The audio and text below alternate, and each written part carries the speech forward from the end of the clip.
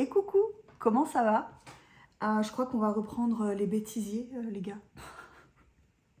Ça fait 2 minutes que j'essaie d'introduire cette vidéo correctement. Je sais même pas si la phrase que je viens de dire est correcte. Il va falloir que j'arrête de faire tanguer la table aussi. Bon, on s'y remet. Voilà. Belle et heureuse année à tous, déjà, pour commencer. Tous et toutes, surtout. Que vous souhaitez? La santé, comme toujours, j'ai envie de vous dire qu'on ne peut souhaiter que ça même, et que le reste, on ira le chercher, comme j'ai l'habitude de dire, parce que rien n'est impossible, mais j'ai envie de vous souhaiter aussi tout ce que vous souhaitez pour vous, évidemment. Que vos projets se réalisent, que vous preniez du temps pour vous, que vous soyez entouré d'amour, de paix, que vous trouviez la sérénité si ce n'est pas fait, comme si c'était un truc qu'on cherchait et qu'on trouvait dans un coin de rue. Ah tiens, t'étais là depuis tout ce temps, sérénité? Non, mais que vous soyez apaisé, que vous preniez soin de vous, tout simplement. Voilà. J'espère que vous avez passé de bonnes fêtes. Moi, ça a été. C'est passé super vite. Là, on est lundi matin, donc le 4 janvier. Les enfants sont retournés à l'école ce matin. Et ces 2 semaines de vacances ont filé à une vitesse impressionnante. Mais c'était trop bien. C'était trop bien parce qu'on a pris du temps pour nous, on s'est reposé, on a fait plein de trucs ensemble. C'était sympa. J'ai pris beaucoup de temps pour moi aussi, parce que j'ai la chance d'avoir de grands enfants qu'on a élevés comme on voulait. Donc en fait, on en a fait des casaniers comme nous, quoi. Et ils savent s'occuper tout seuls. Il y a des fois où on est ensemble, mais il y a beaucoup de temps aussi qu'on passe chacun et chacune à ses activités sans forcément avoir besoin de la présence d'autrui en fait. Et du coup, c'est des moments sympas où on est ensemble, mais chacun pour soi. Enfin, je sais pas si c'est clair. Et du coup, c'est comme ça que se sont déroulées les vacances de Noël, fin d'année. Je sais plus comment on doit appeler ces vacances scolaires, parce qu'il paraît que ça va changer peut-être. Voilà. Et ben voilà. Sinon, niveau déco de Noël, j'ai tout viré. L'année dernière, j'avais eu envie de laisser mon sapin tout le mois de janvier, ce que j'avais fait. Et là, le 2 janvier, j'ai tout remballé. Mais parce que j'avais envie de clean, de propre. Pas que j'en ai marre de la déco de Noël, mais j'avais envie de retrouver un peu d'espace, quoi. Voilà. Sinon, eh ben, on va parler lecture. Du coup, là, avant de vous parler de mes lectures en cours pour le début d'année, je voulais vous parler des 2 lectures que j'ai lues en fin d'année, donc juste après le Gang des rêves. J'ai mis du temps à me remettre de cette lecture et des fois j'y pense encore. En fait, je pense pas à la lecture, je pense à Luca di Fulvio. Si vous ne l'avez pas lu, je vous encourage fortement à le découvrir. Moi, j'ai lu Le Paradis caché, que j'ai beaucoup aimé, et j'ai lu Le Gang des rêves, que j'ai surkiffé, mais vraiment genre adoré à un point, voilà quoi, j'oublierai jamais ce livre, je le recommanderai tout le temps, je l'offrirai aussi. Faut que je vous raconte un truc par rapport à ça. Je finis avec Luca di Fulvio, et après je reviens sur ce que je voulais vous dire là. Et du coup, j'ai mis du temps à m'en remettre, mais je me suis consolée en allant acheter 2 autres de ces bouquins qui m'attendent sagement dans ma bibliothèque. Mais en fait, je me suis dit, si un jour sa plume me manque trop, ce qui est déjà le cas, et si tu as envie d'en lire un autre, au moins t'en as sous la main, quoi. Sauf que, je vous avais dit, il faut que j'économise ces lectures parce que c'est un auteur qui nous a quittés en 2023, je crois, si je ne dis pas de bêtises, ou peut-être même en 2024, en tout cas récemment. Et je sais que quand j'aurai lu ces livres, par exemple, j'ai très envie de lire Les Prisonniers de la Liberté, mais je sais que quand ce sera fait, ce sera fait. Et je sais que de les avoir sous la main, je suis contente de me dire, bon, au moins ils sont là, au chaud, je les ai si jamais. Mais il y a ce truc de me dire, va pas trop vite non plus, profites-en, savoure-les, digère, tu vois. Là, je suis encore sur le Gang des rêves, qu'il me faut du temps à, tu vois, à digérer. Et donc, je reviens rapidement sur ce que je voulais vous dire. J'ai posté donc mon avis sur le Gang des rêves, qui a plutôt bien marché. Voilà, je suis très contente. J'ai eu pas mal d'échanges et tout.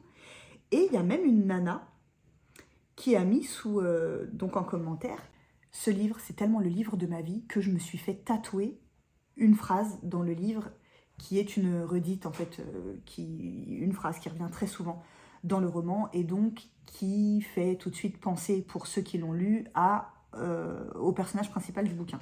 Bref. Et donc, moi, hyper curieuse et tout, elle me dit ça dans les commentaires, je vais la voir en privé, je lui dis non mais s'il te plaît, montre-moi le tatouage. Et donc, elle m'envoie le tatouage et tout, je lui dis ah mais il est trop beau, c'est trop bien fait et tout. Et je lui dis mais enfin, les gens se rendent pas compte de ce que la lecture peut nous faire vivre, quoi. Et donc moi, j'irai pas jusque me faire tatouer une phrase du roman, mais du coup, en commentaire, j'ai répondu à une autre nana qui me disait ouais, il est dans ma wishlist et tout. Et tu sais, j'ai pensé, je sais pas pour ceux qu'on la ref, à la phrase dans Dirty Dancing, quand le gars dit non mais on laisse pas bébé dans un coin. On ne laisse pas le gang des rêves dans une wishlist, d'accord? Donc la fille, je lui ai dit, bah, tu sais quoi? Il est dans ta wishlist, c'est bientôt les fêtes. Si tu le reçois pas en cadeau pour les fêtes, je reviens vers toi après les fêtes et je te l'offre avec grand plaisir. Et elle me dit, non, non, mais c'est pas la peine et tout. Sauf que moi, têtue comme une mule, c'est dit, quoi. Donc, pardon. Donc, j'attends que les fêtes passent et, comme promis, je reviens vers elle. Et je lui dis, bon, bah, je reviens vers toi par rapport au gang des rêves et tout. Je dis, bah, écoute, moi, je vais chez Cultura. Si tu me réponds là, dans l'heure, je peux l'acheter tout de suite et te l'envoyer. Et elle m'a dit, non, mais t'es trop gentille et tout. Non, non, mais je peux pas accepter. Et puis, elle m'envoie, je vais aller le commander sur Vinted tout de suite. Comme ça, vraiment, je l'aurai et tout. Et puis, elle m'envoie qu'elle l'a commandé sur Vinted et que, bah, voilà, c'est bon, c'est fait, machin. Et je me suis dit, mais les gens se méfient de la gentillesse ou quoi? Bon, c'est vrai que... Enfin, mais après, bon, c'est une question de point de vue, mais moi, ça me semble pas bizarre. Oui, je ne suis qu'un pseudo pour cette personne. Elle n'est qu'un pseudo dans ma vie à moi aussi, parce que c'est même pas une fille avec qui j'échange souvent et tout. Hein. Pour vous dire, je ne me souviens même pas du pseudo de cette nana. Mais sur le moment, en fait, j'avais ressenti un tel coup de cœur pour ce bouquin, et puis dans les commentaires et tout, et je m'étais dit, mais vas-y, c'est les fêtes, on se fait des cadeaux, on offre des trucs aux gens, moi ça me fait plaisir, je peux, donc je le fais, tu vois.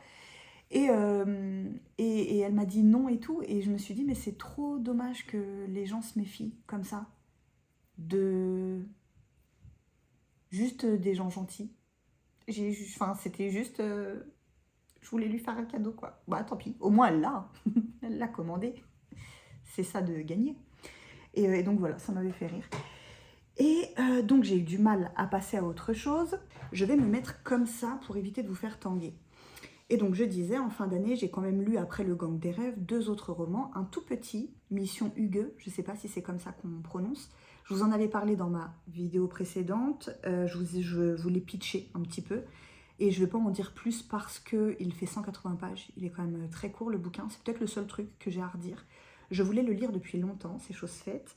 Voilà, et il y a une phrase qui m'a marquée, qui m'a fait réfléchir dans le roman, et j'avais envie de vous la partager parce que je me suis dit, bah des fois il y a des phrases qui font clic, comme ça. Alors peut-être que ça va rien du tout vous inspirer et tout comme réflexion, mais donc les chapitres ont des en-têtes, et il y a un des chapitres qui s'intitule « C'est pas parce qu'on est triste qu'on doit être malheureux ».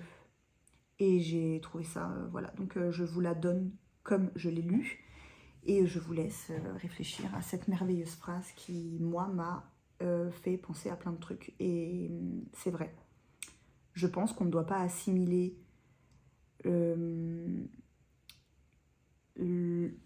l'émotion tristesse avec le sentiment de malheur. C'est pas pareil.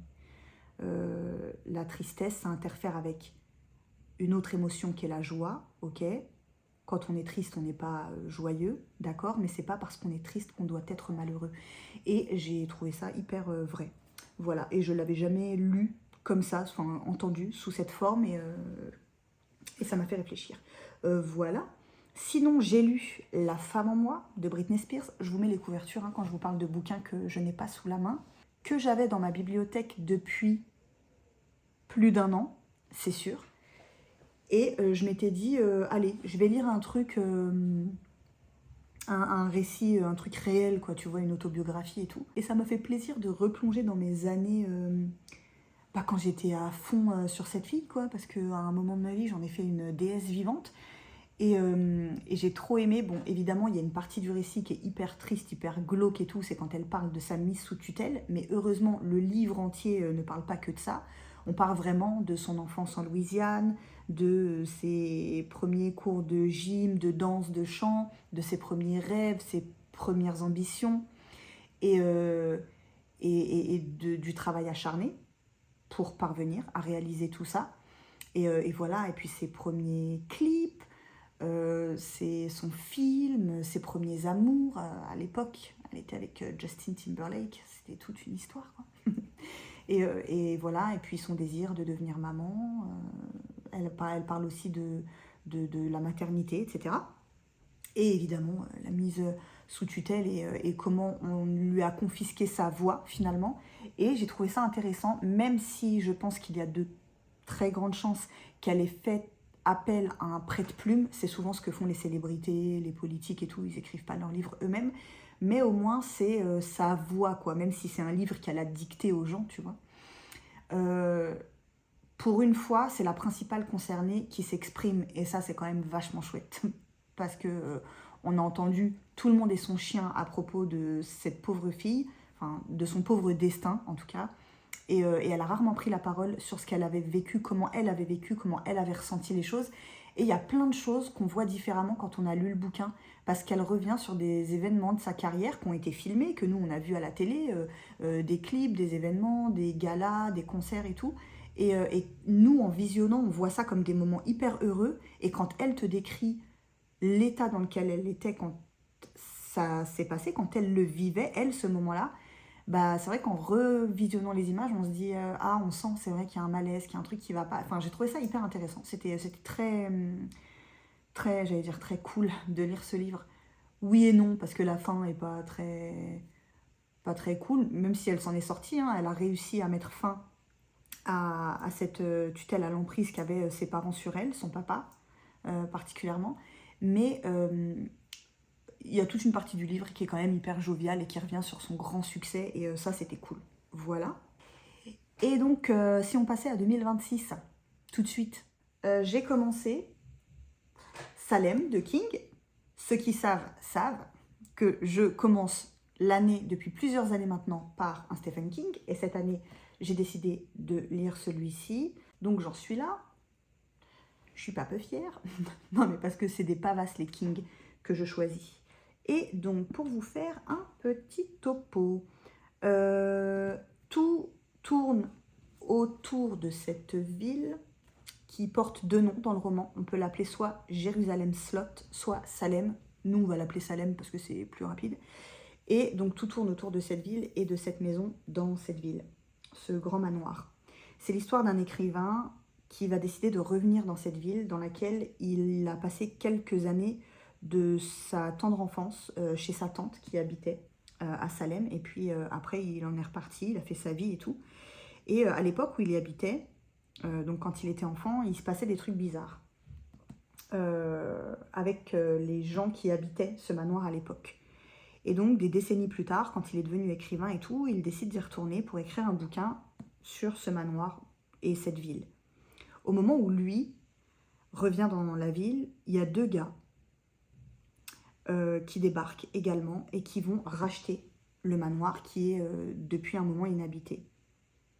Au moment où les deux gars arrivent, il va se remettre à se passer des choses très étranges dans la ville. Stephen King, dans l'avant-propos, il y a toute une préface de l'auteur où il nous dit avec force et amour qu'il est hyper fier de ce roman, que c'est sans doute le roman le plus abouti de sa carrière d'écrivain, celui qu'il a pris le plus le temps de réfléchir, de mûrir et tout avant de le mettre par écrit, que c'est une histoire en laquelle il croit voilà, beaucoup, qu'il sait que c'est un livre qui trouvera ses lecteurs et tout, et qu'il met presque sa main à couper, qu'il va nous faire croire au mythe du vampire, tu vois. Et bon, je me suis dit, il est quand même un peu prétentieux, quoi, parce qu'il a tellement écrit que... Et c'est ce que je disais à un gars qui est venu me parler quand j'ai mis la dernière fois que je lisais, donc que c'était ma lecture en cours. Il y a un gars qui est venu me parler sur Insta et qui m'a dit,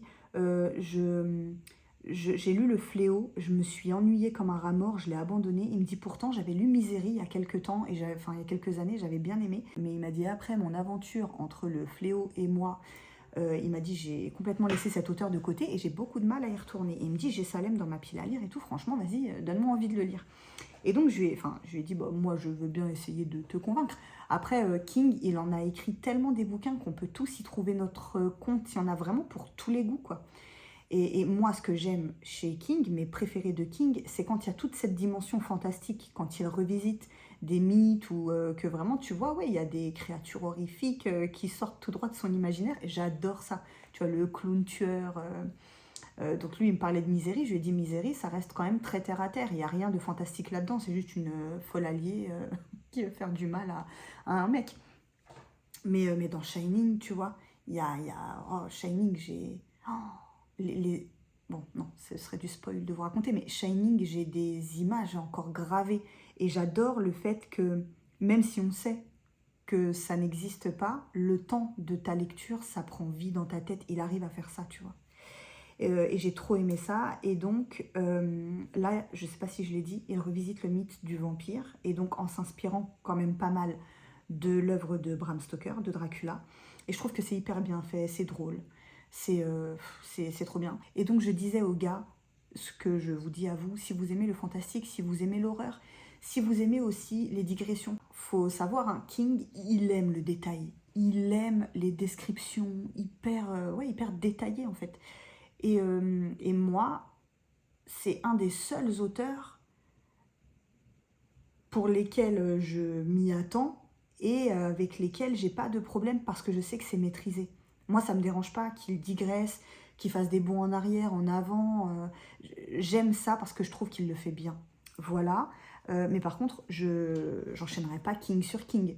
Je commence l'année avec un King, d'accord ? Vous me reverrez l'année prochaine, début d'année, avec un King.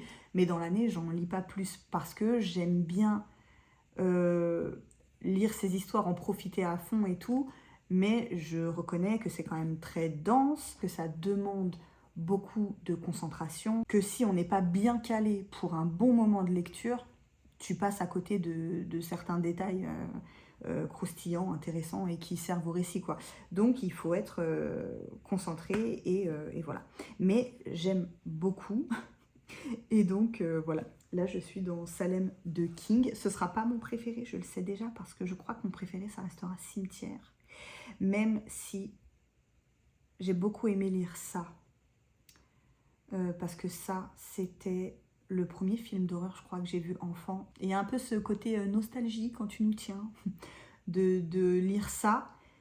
Mais, de manière très objective, je crois que Cimetière, c'est mon préféré de Stephen King, pour le moment. Voilà. Sinon, deuxième lecture en cours, après, je vous laisse tranquille. Je suis en train de lire mon premier Anne-Laure Bondou. Nous traverserons des orages et j'en suis là. Et je suis trop contente de mon rythme de lecture, mais parce que je suis moins sur Instagram. Et ouais, je ne sais pas si vous avez remarqué, vous avez peut-être pas remarqué, je vous le dis.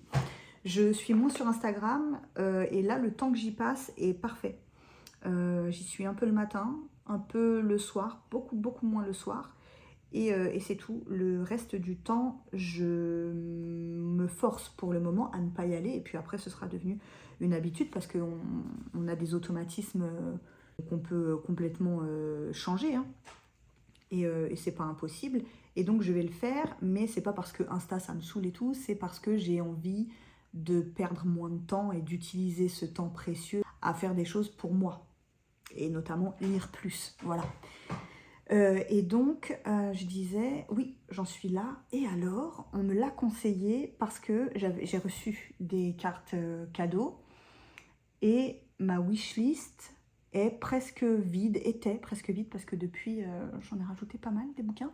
Et j'avais demandé sur Instagram si vous ne deviez conseiller qu'un seul livre et tout. Et donc, on m'avait conseillé, heureusement, plein de livres que j'ai déjà lus. Et j'ai aussi fait une liste de bouquins que les gens m'ont donné très envie de découvrir, dont celui-ci. Et donc, j'ai foncé et je l'ai commencé tout de suite et ça m'a plu. On est sur une grande fresque familiale parce que le récit commence la veille, littéralement, de la Première Guerre mondiale. Donc on est en 1914. Et alors, j'ai pas encore été jusqu'au bout, mais je pense qu'on va petit à petit arriver à nos jours à nous. Donc, ce serait, je sais pas si certains l'ont lu, ne me dites pas, je ne suis pas au bout, mais ce serait une fresque voilà, qui s'étend sur plusieurs générations et donc sur une centaine d'années, si on arrive à nos jours là. J'aime beaucoup. J'aime beaucoup parce que c'est un récit de vie qui traverse des époques qu'on n'a pas vécues, donc c'est des rappels de l'histoire. Bravo pour la sirène, hein, c'est bon. Ce sont des rappels de l'histoire et c'est plein d'apprentissage et moi j'adore ça. Et puis ça ressemble à la vie qu'on n'aurait pas pu avoir parce qu'on ne vient pas de ce temps-là, mais la vie de nos parents, de nos grands-parents, de nos arrière-grands-parents et tout. Il y a ce truc de réel qui fait que les personnages sont tout de suite très attachants, on se sent proche d'eux et du coup on a envie de savoir ce qui leur arrive et tout. Et ce que j'aime par-dessus tout, c'est l'aspect psychologique qui en découle, des traumas transgénérationnels qui viennent de secrets de famille très bien gardés, qui éclatent des générations plus tard et qui remettent en question plein de trucs. Des paroles qu'on a pu entendre nous concernant d'autres proches et tout, et qui, sans qu'on le veuille, vont faire partie de notre construction, tu vois. Et il y a tous ces trucs dans ce bouquin qui m'ont... Ça m'a fait penser à une histoire. Alors, des fois, je vous dis, hein, moi aussi, je digresse beaucoup et je ne sais pas si ça fait sens pour vous, parce que comme c'est logique pour moi, j'espère que ça l'est pour vous. Ça m'a fait penser à une histoire.